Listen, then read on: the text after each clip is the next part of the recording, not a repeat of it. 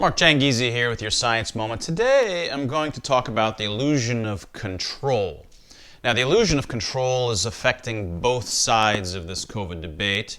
I'm mostly going to talk about the other side. Let me start with the COVID side, those who believe that the COVID virus is a disproportionate danger and justifies overturning much of civil rights and having all these draconian interventions.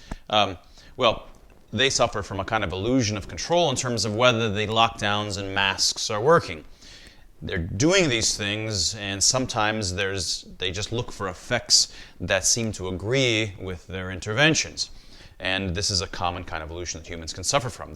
They feel like, well, the stuff that we're doing, not to mention it, it's actually harming themselves. It's like a self-sacrifice. It's got to be helping, because it's sort of common sense. Now, in this case, it's much more easily diffusible because you can actually find that most of these changes and variability in terms of how much pandemic there was in each location is driven not by lockdown or other kinds of interventions, but instead by climate, by age distributions, comorbidities, previous exposure. In most of these cases, the degree of severity of the lockdown or masks and so forth does not predict, in fact, how large the pandemic was. But that's a much more of a traditional kind of scientific problem. It's sort of an illusion that we have to feel as if our interventions, our actions are controlling it, but they're not. But here we could point to a lot of different cases where, look, this is just other scientific causes that are in fact driving it, not our interventions. To the other side, where it's much more difficult, and there's an illusion of control going on there. This is those that agree with me nominally that, look, COVID is being disproportionately exaggerated, not on purpose necessarily.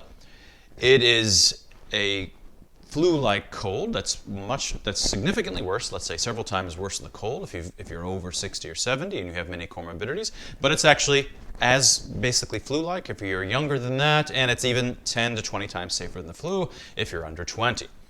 And the question is, who is in charge? Who is controlling these events that have been overturning society and squashing civil rights for the last year and wrecking these economies? Now, as I've talked about before, there's not necessarily any conspiratorial forces, but this is very hard for the human mind.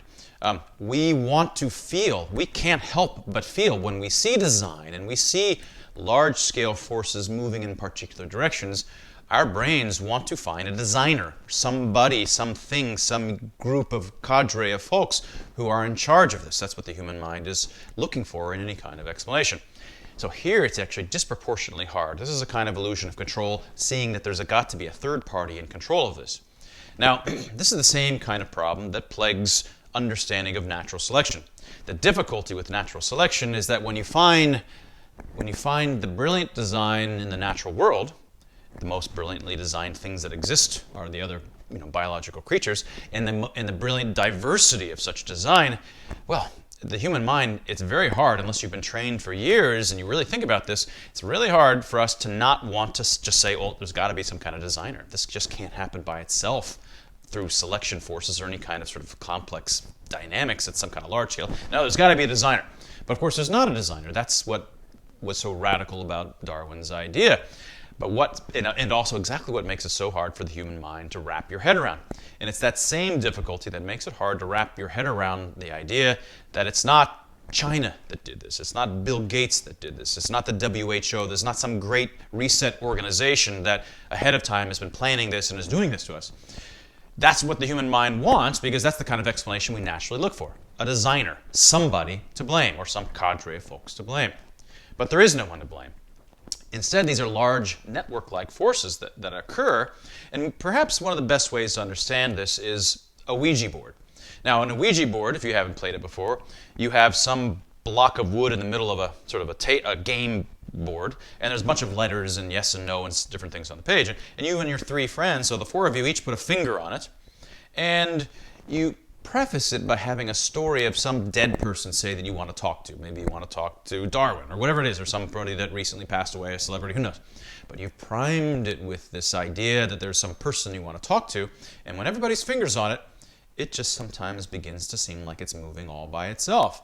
But because you're thinking in terms of this dead person, it starts to sometimes actually answer the questions that you're asking to this. So you have an illusion of control in the sense that you attribute the group behavior of the four of you to some third party, some designer who's doing it, rather than it being sort of undesigned. It's by virtue of complex group forces, which you just can't wrap your head around.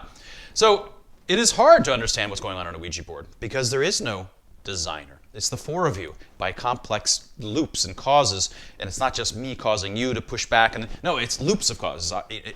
There's no single cause. It's a whole level actions that you have to understand. You have to understand at the network level.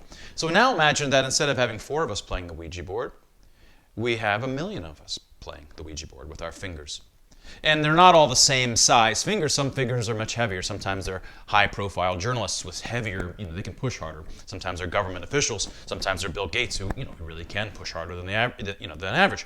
But still, you have 1 million or 1 billion, 7 billion fingers on this thing of varying weights pushing. Imagine how difficult it's going to be to understand and come up with explanations that the human mind wants to be able to say, well, here's who's doing this. When in fact it's a network level effect with disproportionate pushers in there involved, and the human mind doesn't like that. But to understand what's going on with the kind of mass delusion that we're having since last March of 2020, you have to wrap your head around the fact that there is no designer. These are network level effects, and if we're going to stop them or inhibit them in the future, then we have to understand that. And that was your science moment.